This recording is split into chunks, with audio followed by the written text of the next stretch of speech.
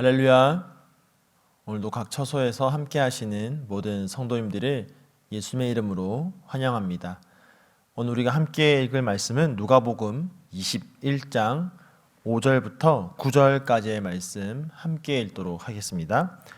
누가복음 21장 5절부터 9절의 말씀입니다. 어떤 사람들이 성전을 가리켜 그 아름다운 돌과 허물로 꾸민 것을 말하며 예수께서 이르시되 너희 보는 이것들이 날이 이르면 돌 하나도 돌 위에 남지 않고 다 무너뜨려지리라. 그들이 물어 이르되 선생님이여 그러면 어느 때에 이런 일이 있겠사오며 이런 일이 일어나려 할 때에 무슨 징조가 있사오리이까? 이르시되 미혹을 받지 않도록 주의하라. 많은 사람이 내 이름으로 와서 이르되 내가 그라하며 때가 가까이 왔다 하겠으나 그들을 따르지 말라. 난리와 소요의 소문을 들을 때에 두려워하지 말라. 이 일이 먼저 있어야 하되 끝은 곧 되지 아니하리라. 아멘. 말씀을 위해서 함께 기도하겠습니다. 참 좋으신 하나님, 오늘도 우리의 삶에 함께 하시며 우리의 삶을 인도하시는 주님께 감사와 찬양을 올려드립니다. 오늘도 그 주님의 말씀에 귀를 기울이며 이 하루를 살아갈 길과 또 방향을 깨닫기 원하오니 주님, 오늘도 우리에게 깨닫는 은혜와 또 말씀대로 살아갈 수 있는 힘과 용기를 이 시간 우리 가운데 성령으로 충만케 채워 주시옵소서. 감사드리며 예수님의 이름으로 기도드립니다. 아멘. 오늘 우리가 함께 읽은 본문의 말씀은 소위 예수님의 성전 파괴 예고를 다룬 사건입니다. 성전 안에서 여러 가지 논쟁을 벌이시던 예수님께서 이제 성전을 나와 감람산으로 가시는 중에 어떤 사람들이 성전을 보면서 성전의 아름다움과 그 화려함에 대해서 말하는 것을 보고 오늘 이야기는 시작됩니다. 예루살렘 성전은 BC 19년에 착공이 되어서 AD 60여 년쯤에 완공될 정도로 굉장히 방대하고 또 화려하고 또 아름다운 성전이었습니다. 그러니까 누구든지 성전을 바라보면 그 화려함과 아름다움에 감탄을 자아낼 수밖에 없던 것입니다. 하지만 당시 성전을 보니까 화려한 외형과는 달리 그 내적인 모습은 온갖 비리가 성행하고 있었습니다. 성전은 거룩한 하나님의 속성을 드러내는 곳이 아니라 인간의 위선을 드러내는 곳이 되었습니다. 하나님과의 관계, 하나님과의 만남이라는 그 내용은 이미 사라지고 가증한 종교적인 형식만 남아있는 곳이 되었습니다. 이처럼 더 이상 하나님의 진리가 없고 하나님과 인간이 만날 수 있는 거룩한 장소로서의 기능을 상실해버린 성전에 대해서 이제 예수님은 파멸될 것을 선포하고 있는 것입니다. 하지만 유대인들에게 있어서 하나님이 임재해 계신다고 하는 이 예루살렘의 성전이 파괴된다라는 것은 도무지 상상할 수 없는 일이었습니다. 만약에 성전이 파괴된다면 그것은 곧 세상의 종말이 왔음을 의미한다고 생각했습니다. 그래서 마태복음에 나오는 이 오늘 본문과 이 병행 구절을 보면 제자들은 어느 때에 이런 일이 이루어지며 또한 세상 끝의 징조가 무엇인지를 예수님께 물어보게 되는 것입니다. 그래서 예수님은 이 질문을 계기로 하여서 종말의 징조에 대해서 말씀하시게 됩니다. 동시에 마지막 때에 있을 성도를 향한 박해, 또 그 박해에 대한 성도의 자세는 어떠해야 하는지를 이제 말씀하시게 되는 것입니다.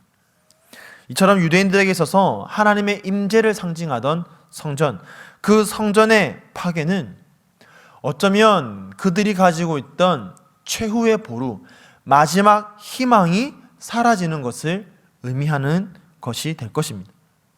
그래도 성전만 있으면 하나님이 우리와 나와 함께 하시면 그래도 우리는 괜찮아 라고 생각했을 그런 유대인들이었기 때문에 성전이 파괴된다는 것은 더 이상 나에게는 또 우리에게는 아무런 소망이 없다, 그런 상태가 되었다라는 것을 말하는 것이 될 것입니다.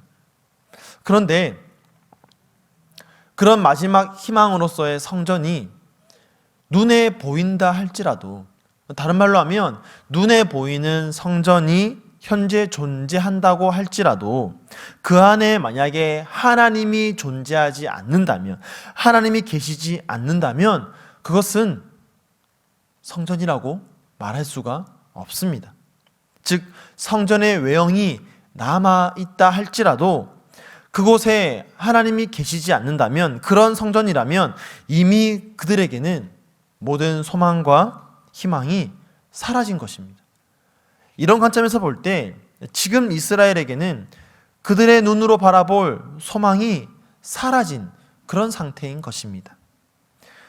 지금 그들에게 필요한 것은 눈에 보이는 그런 성전의 화려함에 매료되는 것이 아니라, 그 아름다움을 마음의 위안으로 삼는 것이 아니라 성전을 성전답게 하는 것입니다.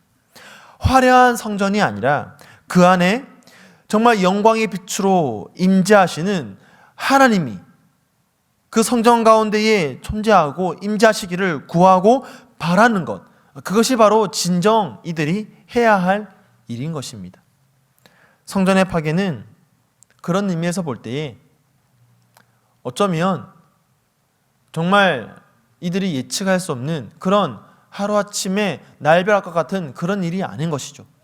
이미 하나님이 떠나버린, 존재하지 않는, 임재하지 않는 성전이라면 이미 그것은 눈에 보이지 않는 파괴, 파멸이 이미 이루어져 있는 것입니다. 성전의 파괴는 바로 앞단락에 나오는 20장 45절부터 21장 4절에 나오는 서기관과 과부, 이 두 사람의 모습을 떠올리게 합니다. 예수님은 긴 옷을 입고 다니는 것을 원하고, 또 시장에서 문안받는 것, 회당의 높은 자리, 잔치의 윗자리를 좋아하는 서기관들을 삼가하라고 합니다. 왜냐하면 그들은 외식하는 자들이기 때문입니다. 사람들이 보기에는 길게 기도하면서 거룩한 모습을 가지고 있는 것처럼 보이지만 실상은 과부의 가산을 삼키는 자들인 이 서기관들, 그들에게는 더 엄중한 심판이 있을 것이라고 예수님은 말씀하십니다. 마치 성전이 무너지는데 돌 위에 돌 하나 남김없이 파멸되는 것처럼 그들에게는 더 엄중한 심판이 있을 것입니다. 자, 그러면서 이어서 한 과부, 가난한 과부의 모습을 예수님께서 보시는데, 헌금함에 2렙돈을 넣는 것을 보시면서 예수님은 그 과부를 칭찬하십니다. 우리가 쉽게 생각해봐도 가난하기 때문에 외적으로 보기에는 남루한 옷을 입고 있었을 것입니다. 당시 사회적으로 가장 약자에 속했던 과부였기 때문에 어디에 다닐 때도 어깨를 펴지 못하고 사람들의 눈치를 보면서 다녔을 것입니다. 그런 모습은 회당의 높은 자리, 잔치의 윗자리를 좋아하고 또 차지하는 서기관과는 너무나 비교되는, 그들과 비교해 볼 때에는 정말 보잘것없이 보이는 그런 모습입니다. 하지만 예수님은 그런 과부를 칭찬하십니다. 왜냐하면 그 과부는 성전에 나올 때 진정으로 하나님을 찾으며 나왔기 때문입니다. 하나님만을 구하며 하나님만을 의식하며 나왔기 때문입니다. 그 마음이 그의 생활비 전부를 드리는 그 행위를 통해서 나타나게 되었던 것이죠. 그녀의 마음이 얼마나 하나님께로만 집중하고 있는지, 하나님만을 의식하며 하나님만을 바라보고 있는지를 이와 같은 모습을 통해서 알게 되는 것입니다. 사랑하는 성도 여러분, 예수님은 서기관이 아니라 과부를 칭찬하십니다. 외적으로 화려해 보이는 그런 서기관이 아니라 가난한 과부의 모습을 원하는 것이죠. 고린도전서 3장 16절은 우리에게 이렇게 말하고 있습니다. 너희는 너희가 하나님의 성전인 것과 하나님의 성령이 너희 안에 계시는 것을 알지 못하느냐. 저와 여러분이 바로 성전입니다. 예수님은 화려해 보이는 성전을 보면서 감탄하는 사람들을 향하여서 그렇게 화려해 보이는 성전이 무너질 것을 말씀하십니다. 그렇다면 성전된 우리가 바라봐야 할 것은, 진정으로 관심을 두어야 될 것은 무엇입니까? 외적인 화려함? 사람들이 보기에 감탄할 만한 모습? 그런 것입니까? 그런 것이 꼭 나쁜 것만은 아닙니다. 우리가 볼 때 정말 거룩하고 또 신실해 보이는 그런 믿음의 사람들을 우리는 보기도 합니다. 그런데 중요한 것은 뭐냐면 그 마음의 중심에 무엇이 있냐라는 것입니다. 그 마음의 중심에 정말 하나님을 향한 가난한 과부와 같은 마음이 있어서 그 중심이 외적으로 나타나는 것. 그래서 우리가 볼 때 감탄할 만한 모습을 보이는 것이라면 정말 그것은 더할 나위 없이 좋은 것입니다. 하지만 그렇지 않고 서기관과 같이 그 마음은 과부의 가산을 삼키는 악으로 가득 차 있는데 외식으로 외형만 화려하게 보이는 것이라면 그런 사람은 오늘 예수님께서 말씀하시듯이 주님 앞에서 돌 위에 돌 하나도 남지 않고 다 무너뜨림을 당하게 될 것입니다. 우리가 지난주에 성경 통독을 하면서 보았듯이 사무엘상 16장 7절에서 하나님은 이렇게 말씀하셨습니다. 여호와께서 사무엘에게 이르시되 그의 용모와 키를 보지 말라. 내가 이미 그를 버렸노라. 내가 보는 것은 사람과 같지 아니하니 사람은 외모를 보거니와 나 여호와는 중심을 보느니라. 아멘. 사랑하는 성도 여러분, 주님은 우리의 중심을 보십니다. 여러분, 이 말씀은 우리에게 두렵고 떨리는 긴장감을 주지만 동시에 우리에게 위로를 주기도 합니다. 왜냐하면 우리의 외적인 모습이 아무리 세상적으로 초라해 보일지라도 주님은 우리의 중심을 보시기 때문에 우리가 정말 정결한 마음으로 주님 앞에 나아가기만 하면 그것으로 충분하다라는 우리에게 위로의 말씀이 되기도 하는 것입니다. 사랑하는 성도 여러분, 오늘도 우리가 주님 앞에 외적인 화려함이 아니라 그 중심의 신실함으로 나아갈 수 있는 저와 여러분 되기를 간절히 축복합니다. 그렇게 할 때에 아무리 사람들이 우리의 외형을 보며 감탄하지 않을지라도 주님이 우리의 중심을 보시면서 감탄하신다면 주님, 그것으로 충분합니다.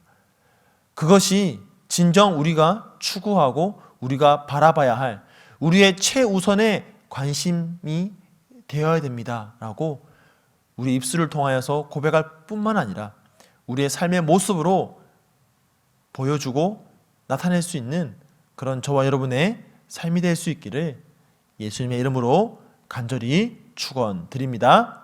아멘. 오늘도 말씀을 기억하면서 함께 기도하겠습니다. 하나님, 내가 나의 외형이 아니라 나의 내적 중심을 오늘도 주님 앞에서 순전하게 드리며 그렇게 살아갈 수 있는 우리의 삶이 되게 달라고 함께 기도하시고요. 오늘 화요일입니다. 우리 환우분들을 위해서 기도할 때에 장기 환우분들, 오랫동안 병상에 있는 우리 사랑하는 환우들을 위해서 함께 기도하시고요. 또 그뿐만 아니라 최근에 몸의 연약함으로 인하여서 병원에 신세를 지고 있는 또 집에서 혼자 아파하고 있는 우리 많은 환우분들을 위해서 함께 기도하시고 또 디모데 청년부를 위해서 함께 기도할 때에 참 어려운 때를 살아가고 있는 우리 믿음의 청년들이 이때에 오늘 말씀 21장 후반부에 나오는 것처럼 인내로 이 세상에서 그리스도의 청년다운 모습으로 살아갈 수 있도록 해달라고 우리 시간 합심으로 함께 기도하도록 하겠습니다. 함께 기도하겠습니다.